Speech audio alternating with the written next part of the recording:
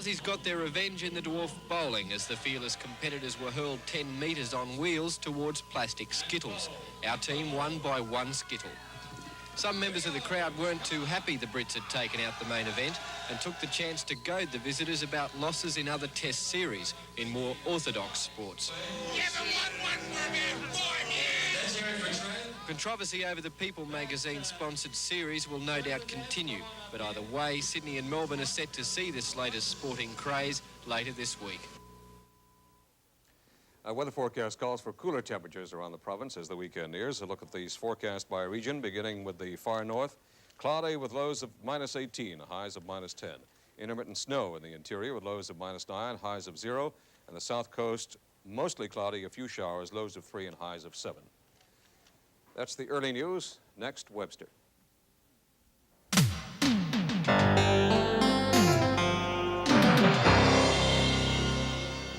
Good evening. There's more to the trade wars with the United States than the 15% tax on BC lumber exports.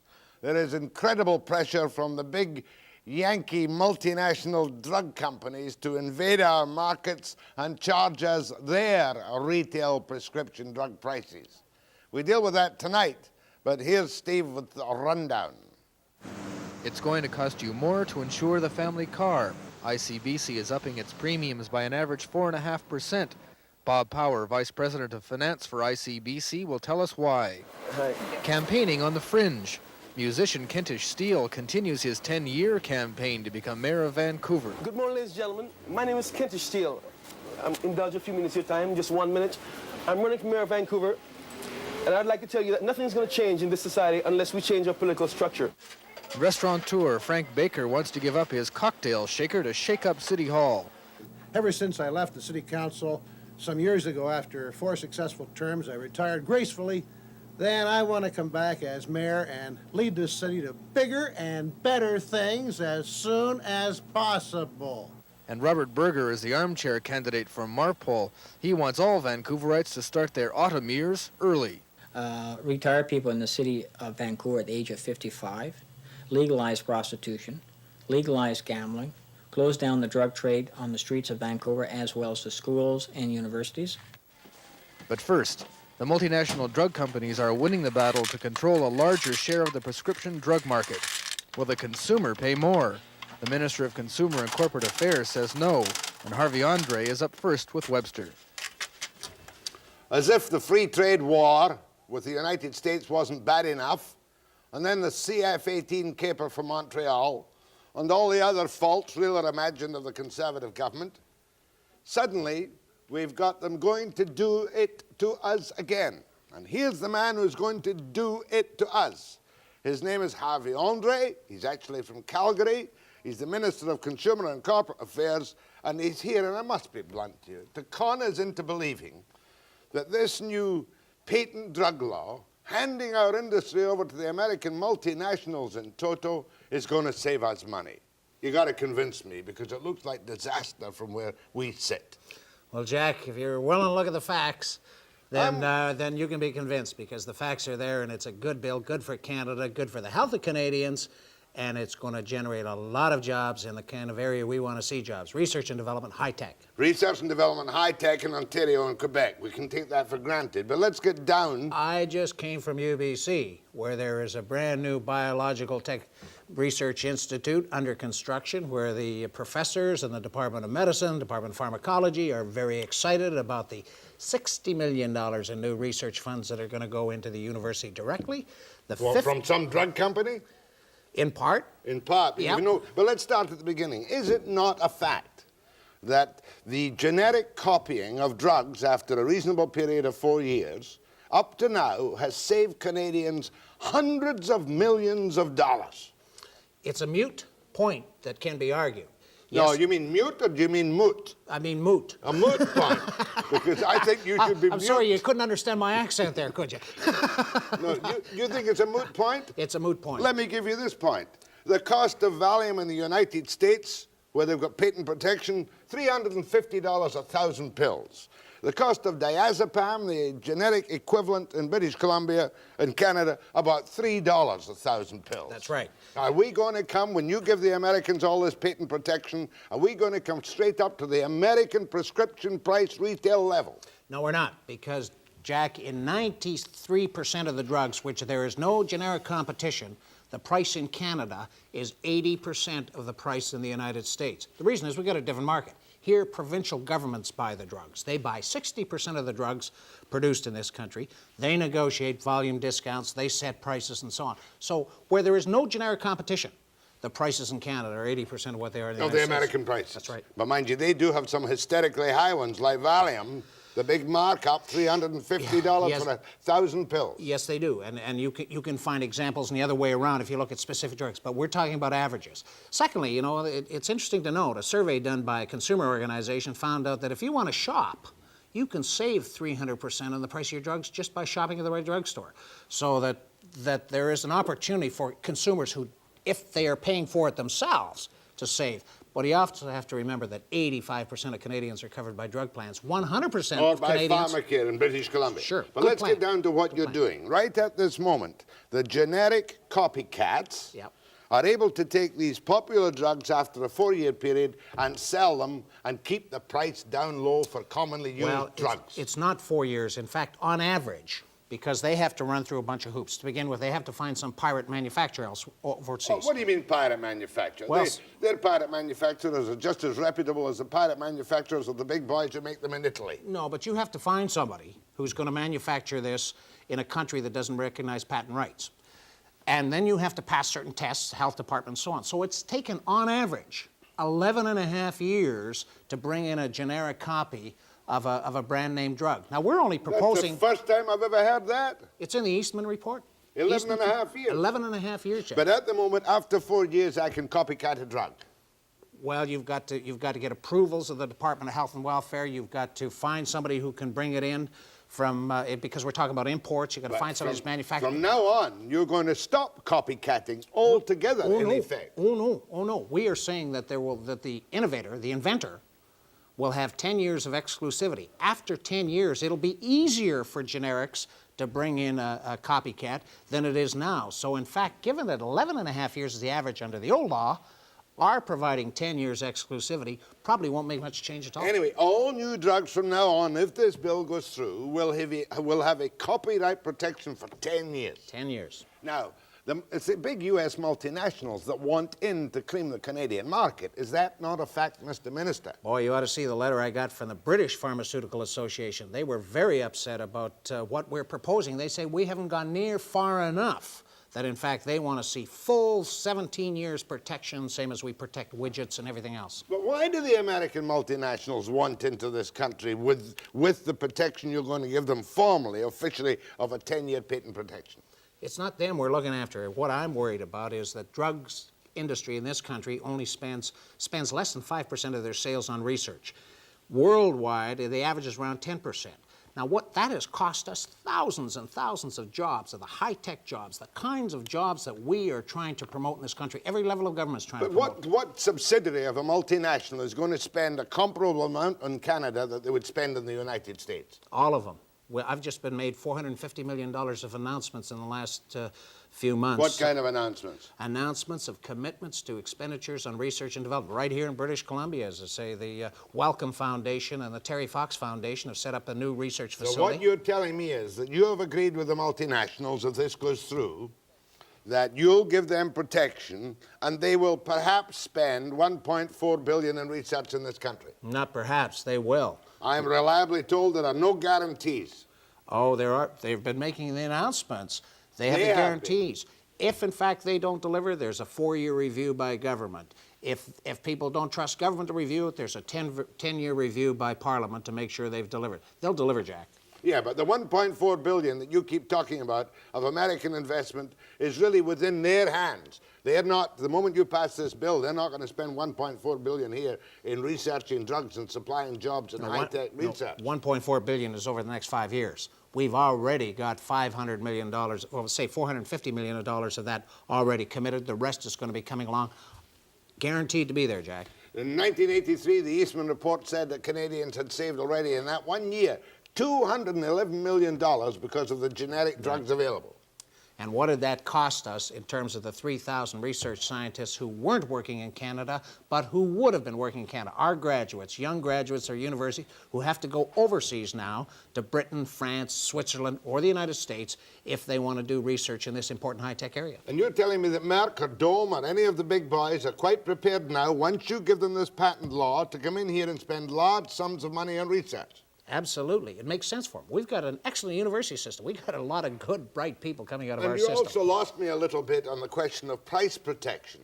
Once this new patent law comes in, you don't have any control of my drugs, which I buy with my money at a drugstore. Oh, yes. The provincial governments, as I indicated, have price control systems in effect because they do the bulk buying. They dominate the market. They control. Secondly, we're setting up a drug price review board headed by Dr. Eastman, the fellow who did the study, the commissioner, the most knowledgeable person in Canada, to monitor the prices. He'll have the powers to punish any company that steps out of line.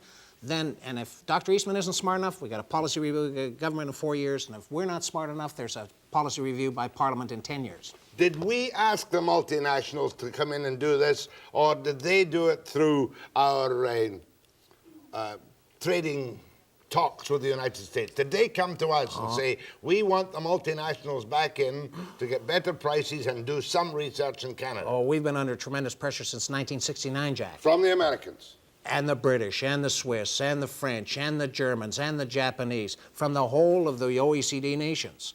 We're the only country, Western industrialized country in the world that doesn't provide patent protection for drugs. The only one. Well, we do provide patent protection for drugs, but there's a copycat period. You're trying to tell me 11 and a half years in effect, and I'm saying 4 years on the books. Well, on the books, it's the effect that counts. I mean, on average, it's 11 and a half years. What we're doing probably won't change that average at all. So on average, I don't think we're going to have much effect on drug prices. The benefits will be very substantial. Are you telling me drug prices will not go up for new drugs? Yes. They will be... in other words, they'll be 80% of the American retail prices. That is the datum that Dr. Eastman is going to use in establishing what's a fair price for that drug in Canada. Why don't I accept it? Is it because we're a little bit paranoid about the Tory government giving things away to the Yankees? We haven't given a thing away. We're going to generate 3,000 new research jobs. We've done it in a way that's going to protect the consumers. These companies are saying, okay, we're going to put $200 million into Quebec or Ontario or $10 million into UBC.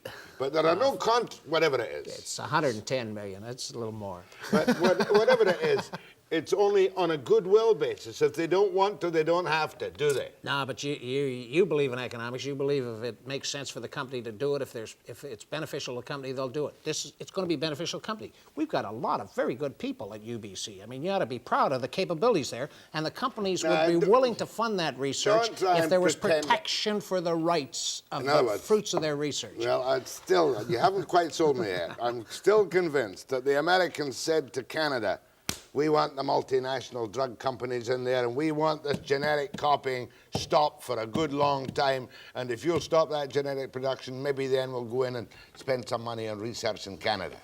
No, I'm telling you that since 1969, every one of our partners, you know, we consider ourselves one of the top dozen countries in the world. We got into the group of 7, the G7 group that meets and sets the economy of the Western world. Well, part of being a member of that club is to follow the rules, and the rules are that you respect intellectual property, including patent rights. Canada has been unique in the world in not doing that. So now we've got to respect our intellectual property rights and watch our drug bills go up. Well, no, our drug bills won't go up. We have put in place all kinds of mechanisms to make sure that doesn't happen. I don't know. I hope I haven't been unfair to you, but you know, you have not one single ally in this fight except the multinational drug companies. Senior citizens groups, hospital groups, people in pharmacare, they're all scared witless. No, on the contrary. Every academic, every teaching hospital in the country, every pharmaceutical department, every pharmacy department, anybody involved in research and development, all of the business community. I mean, anybody involved in international commerce recognizes you got to have patent protection, and not having it has been very costly to us. Very Well, costly. I hope I'm around long enough to keep this tape and see what happens. You're going to get better health care, so you'll be in better shape as a result of this bill. Yes, what if I can afford to buy the pills? My thanks to Harvie Andre, Minister of Consumer and Corporate Affairs, for that magnificent Conservative government in Ottawa. Thank you, Jack.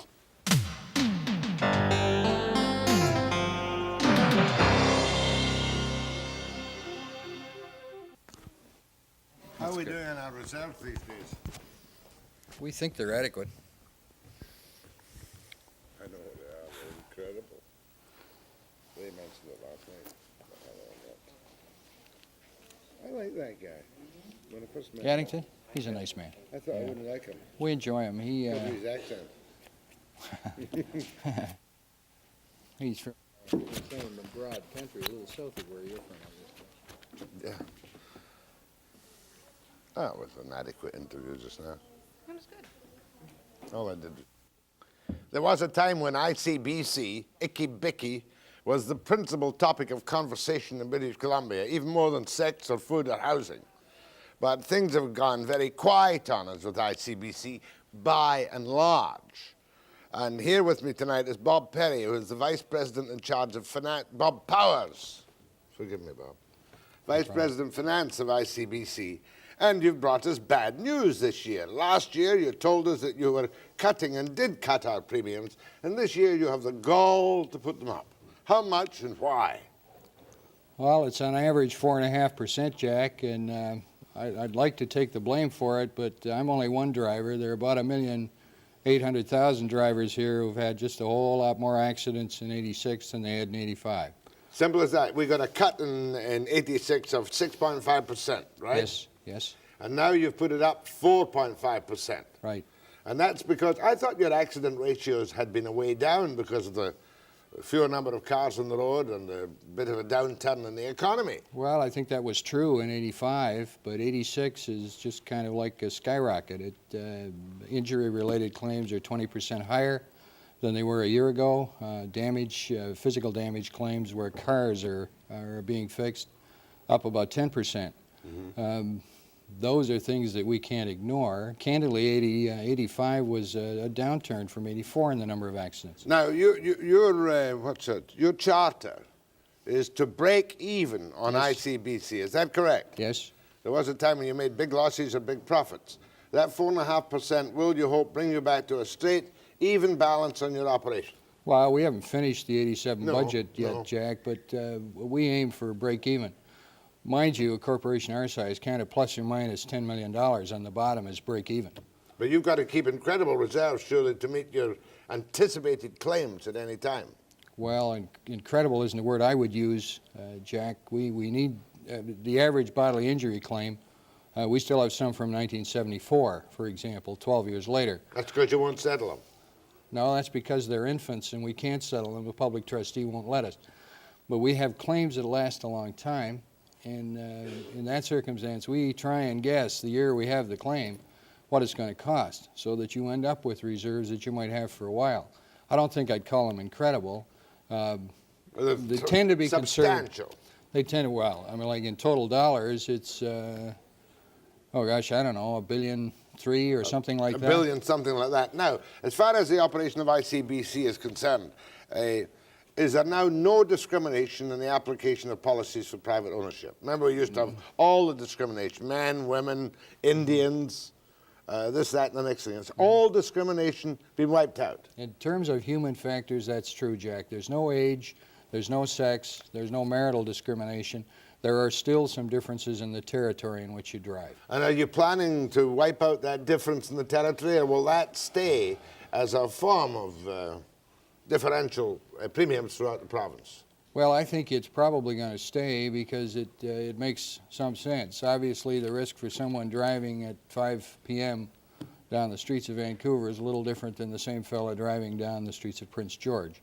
No offense to your Prince George viewers. Now, what about the actual increases? You always come out with averages. Do they mean anything, your averages? What are your average increases next year, in '87? Well, we're talking about a 4.5% average rate increase, an increase in the average premiums paid. That presumes that people aren't going to change their cars or buy different kinds of coverages, Jack. In simple terms, it means that our estimates for this year's, the 1986 average premium, is sort of in the order of about $378, and next year it's liable to be in the order of $395. 378 to say 400, 395 or 400. Yeah. Are you still proud of your comparison with your rates against each and every other province in Canada? Well, we don't, the driving conditions in British Columbia are a little different than they are in Manitoba and Saskatchewan, but I think relative to most of the other provinces, we do rather well on a comparison basis. Comparisons are difficult to do because you have to have the exact same coverage and the exact kind of car and driving conditions and that sort of thing. We tend to do somewhat better. There's a quote from the Toronto Star, October 15, that said in '86 the average rate increases are sort of going to be 17 to 20%, and next year they're expecting 8 to 12%. So we don't feel too badly about what we've done. Another point I want to cover with you. I remember a couple of years back there was a move whereby I.C.B.C. no longer had a total monopoly. Private companies are in business for some aspects of automobile insurance at the moment. Is that correct? Yes, they are. What aspects can one, I'm not asking you to advocate it, cover with a private company, and what difference does that make? Any first-party coverage, which is the collision coverage, the insurance you buy for damage to your own vehicle that's your fault, and comprehensive coverage. There are several private insurers who are writing that coverage in the province. In '85, they wrote a total of about $14 million. And what's your total business? Oh, about 770. But the third-party public liability coverage must come from your I.C.B.C. policy, is that correct? Yes, at this moment, yes. Now, survivors' benefits. It's a long while since I checked the rates. If one is totally disabled from an automobile accident, what does one now automatically, is it automatic, automatically collect? We have no-fault accident benefits to a maximum of $100,000. The weekly benefit I think you're referring to has risen over the last 3 or 4 years from $100 to a recommended $145 for 1987. So if I'm off work and I lose income because of that, yes, I can draw $145 a week for 1 year or for? Well, I think the maximum you can draw it is 2 years or $100,000, whichever gets first. Mind you, at $145 a week, it's not going to get there very quickly. No, but I always remember being asked this on the old programs I used to do. It's not there to replace something which is not earned income. No, right? it's not. It's, now, what about the kinds of policies people buy? Some people are very nervous nowadays about these incredibly high judgments in the court. Do you find a big increase in individual motorists going for $2, $3, $4 million public liability coverage? In terms of numbers, there hasn't been a big increase, but percentage-wise, a significant increase in the number of people who bought $2 million, $3 million, $5 million. As a result of the increased truckers' activity, or maybe a return to trucking activity, some of the rate material this year is suggesting we'll now start to sell a $15 million limit for people who in that want kind it. of business. Yeah. And the premium increases of more than about $50 will apply to some commercial vehicles. Yes. Yes. Are you prepared to be a little bit, what's the word, masochistic and go to the telephones? Why not? Just take your chances? Why not? After the break.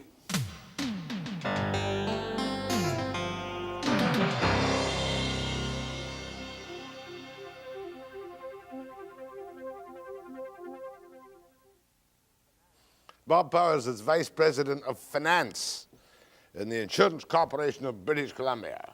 And we'll tie some calls to Bob. Go ahead, please. Yeah, good evening. I would just like to ask Bob, what about people that have had 10 years of safe driving? Are we going to be subject to these increases as well? And isn't it about time that the people who do drive safely and have never made a penny claim after, personally, I've put $10,000 into insurance over the last 10 years, for instance. What about us? How come we don't get a break? Well, you'll be getting a 40% break, sir, and that on a given basis is about all that we can afford to do, because to do more for you means that everybody else has to pay more, and I don't think that works. You mean 40% safe driving discount? Well, if this gentleman has 10 years without an accident, he's be getting a 40% discount on base rates. Yeah, that's correct. Well, what's he complaining about? Well, I'd like to know why. For instance, okay, a friend of mine has had constant accidents. He's a terrible driver. He's been getting nailed, but he's only been paying the regular premium. How about us? We haven't made a claim. It's just upsetting to me that I've spent so much money. I'm a very careful driver, and I make damn sure I am. You made your point. I think that we should deserve a little better than that. But you're not going to give him any more than 40% safe driving discount, even if he's driving for 150 years without a claim. At this point, that's right. Let me be the bearer of good tidings. Thank you. One other question, if I might. What about this thing about purchasing 6 months of insurance on one time to give people a break since there's no further financing available? We're studying the use of short-term policies for certain vehicles, but it's largely a legislative matter. There are a couple of acts that have to be changed for us to do that. You mean for, like, campers? Recreational vehicles, primarily motorcycles. We're not thinking of it at this juncture for private passenger vehicles. But you're thinking maybe you might get 6 months for a motorbike or 6 months for a mobile home. Yes. So I can go and spend my money in California and come back again. Sure. Thank you very much. What about the uninsured motorist protection? Now, we still see the odd disaster case where one's hit by somebody who's not an American car, not insured. But we've been surprised by the number of people who bought that, Jack. We're up around 75% of the people buying underinsured motorist protection, which pretty well alleviates them from that kind of problem with U.S. drivers. That's one of the best buys, isn't it? Yes, indeed. $10, $12? $10, less your discount if you get it. Go ahead, please. Yeah, you're telling us that the reason for the increase is due to the increase in claims, and I can accept that fact. What I'd like to know is when I.C.B.C. is going to give us some facts and figures, if they've got the mandate or the courage or whatever, as to the accident claims in relation to the fact that there is unsafe vehicles on the road, that is to say, no mandatory testing. Oh, good point. Well, it's a little beyond my ken. The mandatory testing, candidly, is a function of the Department of Transportation. No, I realize that, sir, but what I am getting at is you compile statistics till they're coming out your ears. Surely to God, after this long, we must have something that says that this accident was caused because this vehicle was in an unsafe condition. Well, I can understand your belief in that, sir, but candidly, 90% of the accidents are caused by something the driver does, not something that's wrong with the car. Mechanical failure. Your spot checks would disagree with that statement. The ones that they have in regards to the trucks that are on the road, and I'm sure that in a corresponding manner you would have the same type of problem in regard to private vehicles. They have those spot checks. They over 50% are deemed unsafe to be on the road. Yeah, the Mounties have demonstrated that a couple of times, but perhaps something you can keep in your mind. Okay, sold. Good. Go ahead, please. Hello. Oh, hello. This is me. Good. Hi. This is me. I just want to say that I've had insurance now for the past 6 years, and I've never had a claim. And I've been paying into my insurance, like to and from work. I've never been into an accident. I've had all the collision, comprehensive, and everything.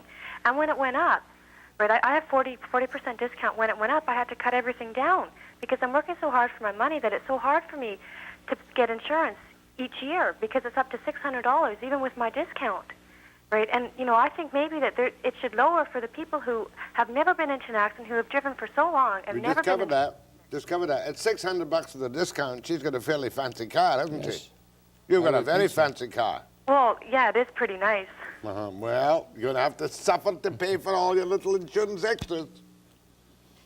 I just looked at the full premium for a car I bought. Sorry, I bought the thing. Go ahead, please. I have in front of me here a pink slip for a 1971 Maverick, and the total cost is $489. That's the full coverage. I also have in front of me a pink slip for a 1986 Yamaha Venture Royale motorcycle. The cost for the pink slip alone is $353. And I also have in front of me the special owned perils coverage, which even with a 40% discount is totaling $679.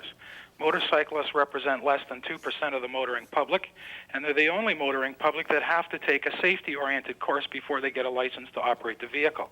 I'm pleased to see that you're considering 6-month insurance on these things, but it's about time that we had a break in regards to both the split policies for one thing and the cost of the own peril damage on the other hand. Thank you. Thank you. I can understand that 71 Mustang 489, the Yamaha 86 353. What does he mean the home perils coverage 679? Well, he's got a motorcycle that requires a special perils coverage. It's not an ordinary motorcycle. At least that's how I interpret it. And he's paying for it? He's paying for it. Fair enough. I've never heard of that before. Motorcycles are very high risk, too. Yeah, and they cost the insurance company a lot of money. Yes, they do. Go ahead, please. Yes, this gentleman was talking about no discrimination. Well, I happen to be in the trucking industry, and I've been in it for 15 years now. And I heard earlier on the TV where for a private individual it's going to be a 20% raise, and where a commercial vehicle it's going to be a 40%. And we're making a living at this, and now the BC government has come out with this testing deal that's costing guys up $10,000, $15,000 to properly keep their trucks maintained, but yet they're going to raise ours 40% when they've come in with this insurance scam that they have now, or their testing scam. And yet the private cars do not have to go through a test, and yet, like I say, we have to go through a test, and our insurance is going to go up as high as 40%, and theirs is only going to be 20%. Now, can you tell me if that's not discrimination against the trucking? Well, I don't know where your 40% number comes from, sir. Well, I heard it right on the news earlier today. Well, just a minute. Listen to Bob. I don't know where the person who was giving you the news got that. I don't think we have anything that's 40% increase. The commercial vehicles, into which most of the truckers fall, may be looking for an increase of $50 or more, but the relative increase on heavy vehicles, as far as we can determine, is about 6 or 7%. It is a little higher, candidly, than the average, but it's certainly not 40%. When we have to go through this test now? Just a minute, but you've got that 1 point. 4.5 for private, 6 or 7. What's this bit about? Do you have a compulsory testing program for trucks before they get insurance? No, the Motor Vehicle Department of the Ministry of Transportation does. Yeah, well, we have to, now every 6 months, we have to go through a test, and we can't get our license plates unless we have our trucks tested. Well, that's surely perfectly proper. When you see these RCMP spot checks with 30-40% of the trucks defective in some way or another. Yeah, but they're saying that they're that much defected, but they're not saying why they're defecting. They're not saying that there's a light out. They pull you over for one light out. Well, we'll have to leave you on that one, but it's a 6 to 7% increase, not what he thought, right? 40. I'd said $50, which sounds more like it, from my little piece of paper. Go ahead, please. Oh. Yep. Yeah, I agree with the gentleman caller that first was on the air, that we, people who don't get into accidents, why should we be paying these higher premiums also? It's about time that I.C.B.C. gave us a break. Why should we pay for other people's accidents? That mainly is what we're doing. That's why you buy insurance. Well, I pay insurance, so fine, for coverage, I agree. But why such a high premium? Well, high premium is your word, sir. On a relative basis, you might find that you're getting a better bargain than you think. Okie dokie. My thanks to Bob Powers of I.C.B.C. And make sure you don't lose your 40% safe driving discount. Dreadful, isn't it? My thanks, Bob. Very useful indeed. Funny how quiet things are. Intelligent calls. Nobody screamed at you. No problem. Not even me. Thank you, And I'll Jack. be back after the break.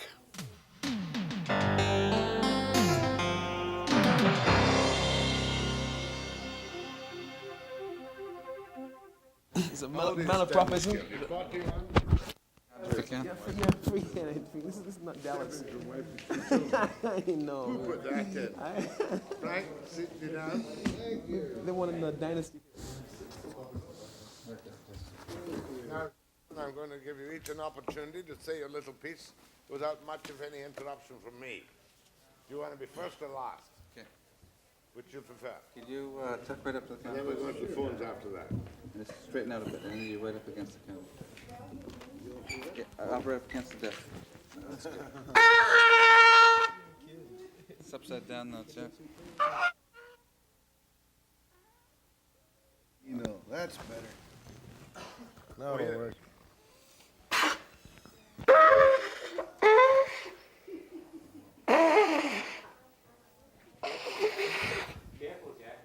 do it. You'll get dizzy. I'll go last as long as you give me that. Yep. 30 seconds, stand by. Okay, I need you to check.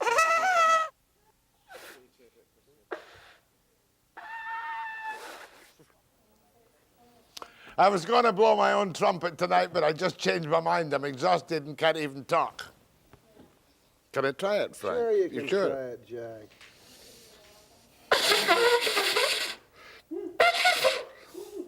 I can't blow that trumpet. Now, down to serious business. I told you not to bring that with you, but I'll forgive you. Okay. We have 3 fringe candidates for the mayor of Vancouver. And one must not nag at them, because anybody who's got guts enough to run for mayor in this town deserves some respect and credibility. First of all, we have Kentish Steele. You've run before, haven't you? Yes, I did 2 years ago. How old are you? I'm 41. You know you can't win. What is it you want to tell the people of Vancouver as to why you, Kentish Steele, to trade? What do you do for a living? I'm entertainer. Entertainer? So am I.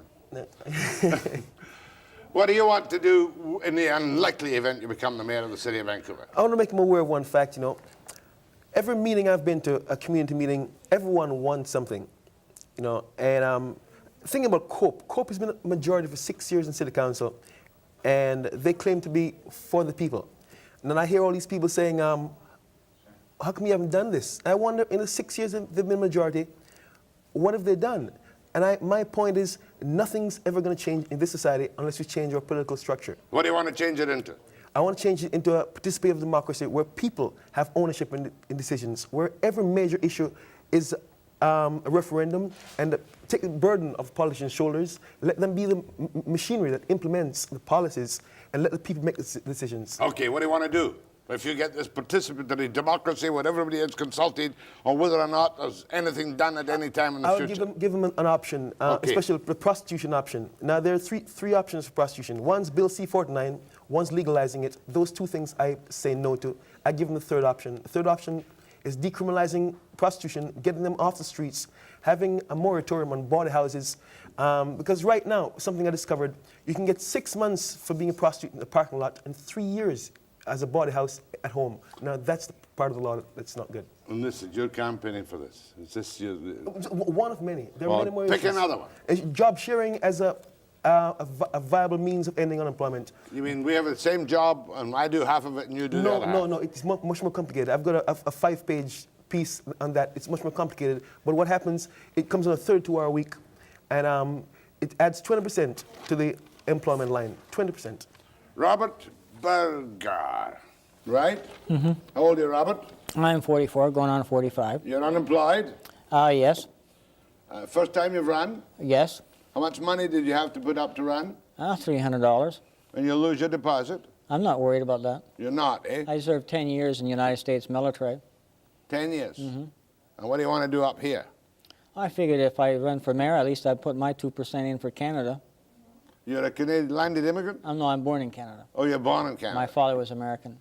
I see.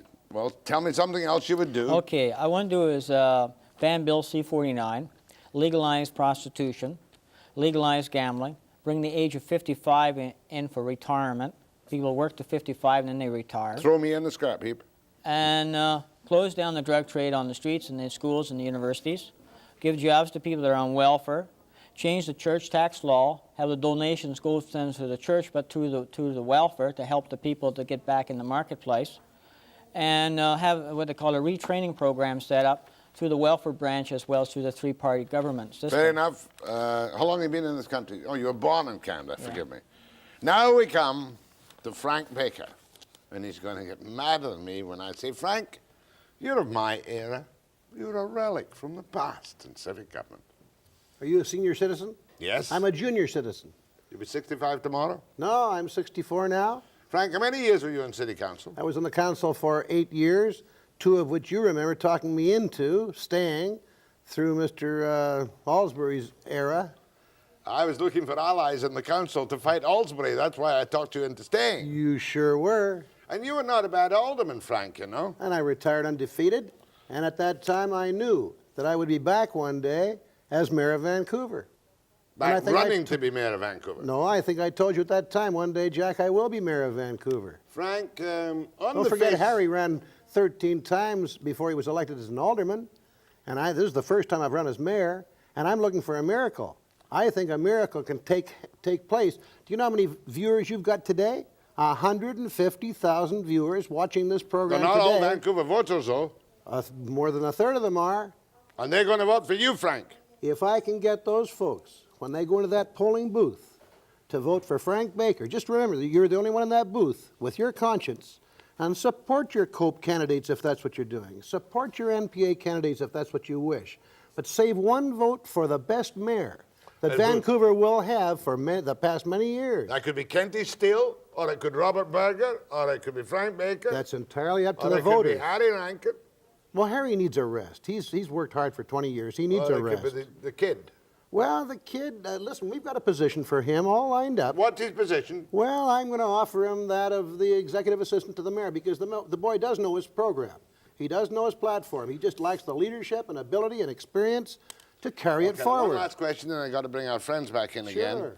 The fact remains, though, that you are a free enterpriser of the oldest school. Well, I'm very much a free enterpriser. And here are you trying to sabotage the NPA, who are your sisters under the skin? No, I'm taking most of the undecided votes, Jack. What I want to do, tell you, and you talked about this trumpet, I want to take this trumpet around the streets of Vancouver. I want to take it into the schools. I want the school kids to come up and say hello to the mayor of Vancouver and shake hands with him. How many times has that happened? I want to start a volunteer campaign. Jimmy Pattison I asked to do the first volunteer job he ever did in Vancouver, and that was 20 years ago, and he formed the Captain Vancouver Club under my direction as the president of the Tourist Bureau. You remember that? Now, the second community service job that Jimmy Pattison has done is what? Expo. And I think you're not Jimmy Pattison, no, you're Frank Baker. I've learned a lot from Jimmy, and I guess I'm the only one, certainly the only candidate, that could expect Jimmy Pattison to come back and help me to keep that Expo spirit going. We'll start a volunteer program. Do you know the number of people that have boats sitting down in the harbors all summertime? Yes, but I want to let they would love to take guests out, visitors to Vancouver. Remember the boat you had with the plastic flowers on it? Yes, sir. Remember his boat with the plastic flowers? Did you ever see his boat with the plastic flowers? I didn't. I used to get off at the dock there and go in and smell the plastic flowers every Sunday afternoon. Remember that, Frank? Now, would you vote for him for mayor? No, I wouldn't vote for anyone as mayor except one who carries my whole philosophy. I see. And you? I vote for the person that will legalize prostitution and ban Bill C-49. Well, that's you. That's a federal government thing anyway. It's all been messed up. Telephone calls now. Jack, I want to lead this city to be a happy city, to keep a happy city, both for visitors coming and people who live here. This can be a happy, happy city. That's motherhood. I know it. If I don't make it this time, I'm going to make it next time for sure. But can we afford to wait 2 years for a good, strong, vibrant, evangelistic kind of a leader for your mayor? Can we wait for 2 years? Maybe we can. We'll be back with telephone calls after the break.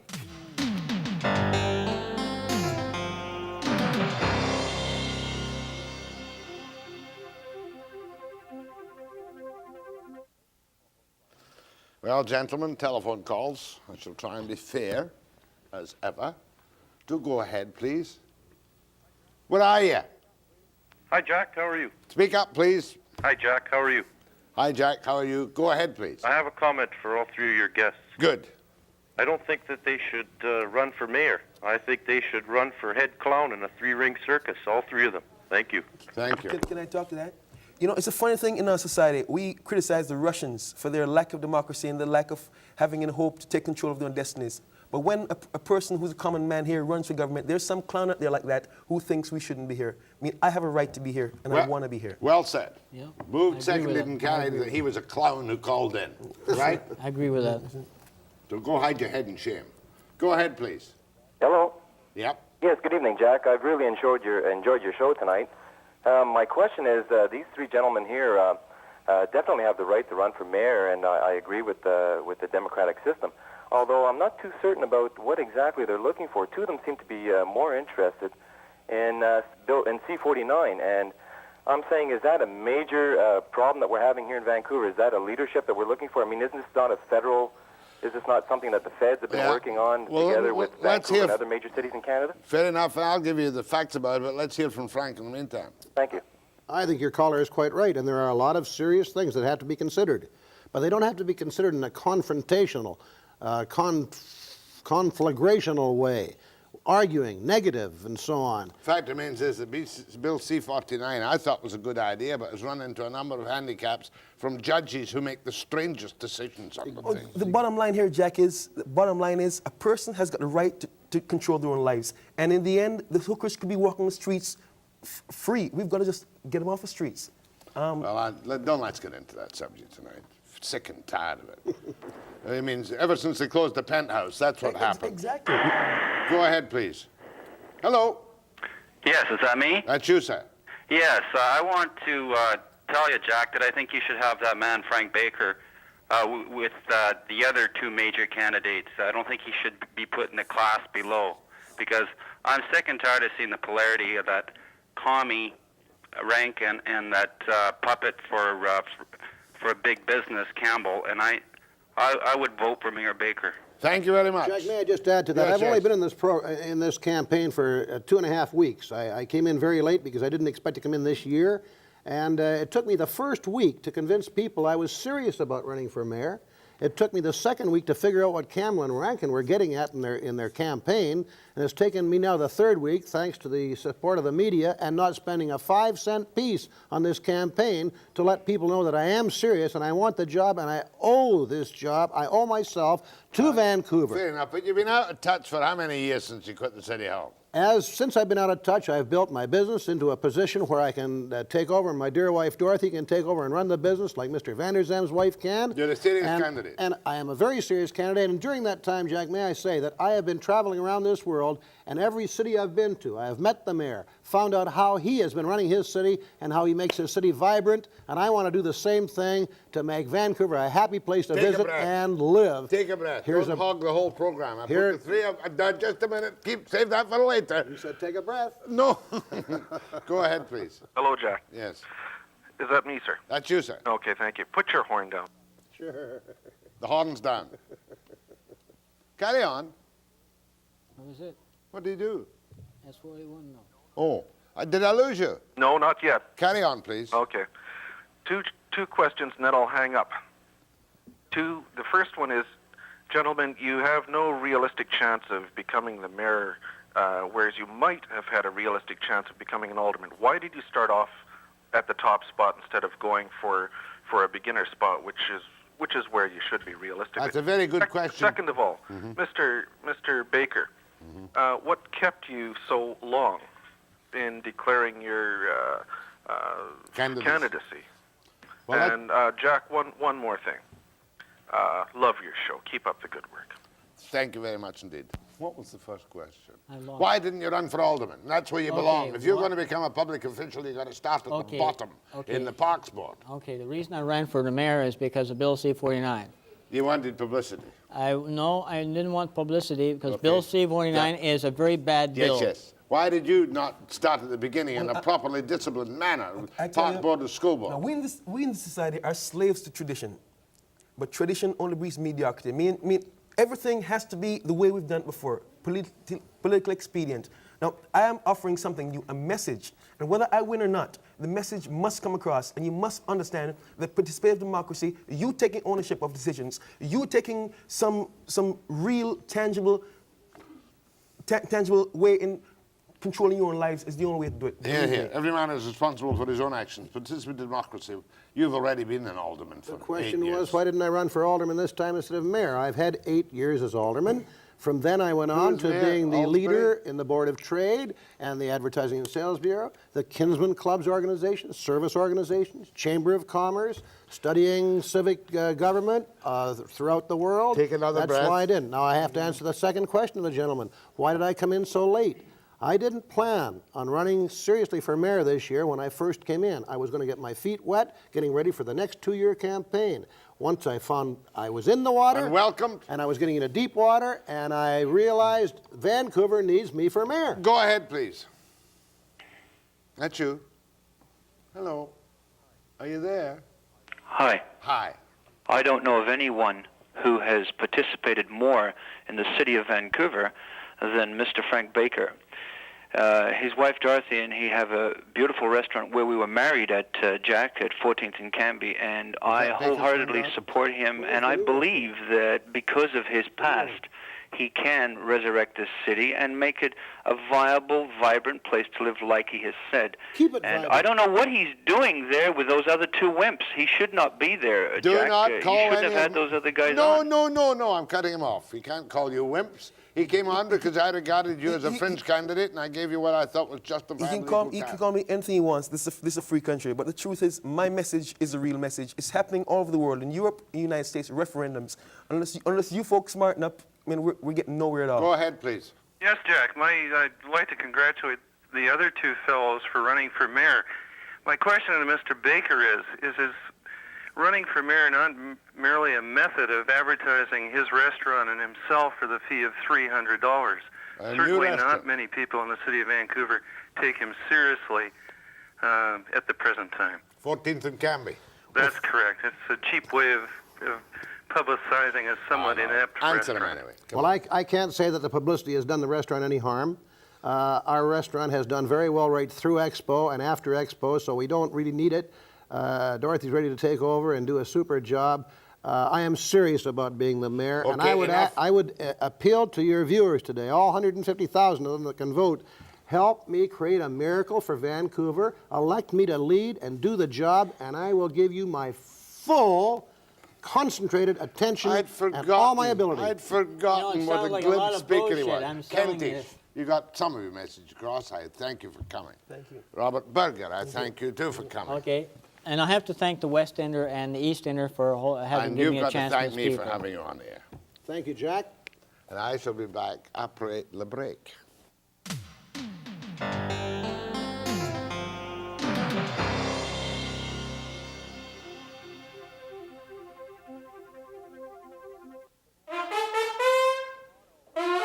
Tomorrow, the National Citizens Coalition on Webster at 5 p.m. precisely. Stay tuned for Tony and the News Hour.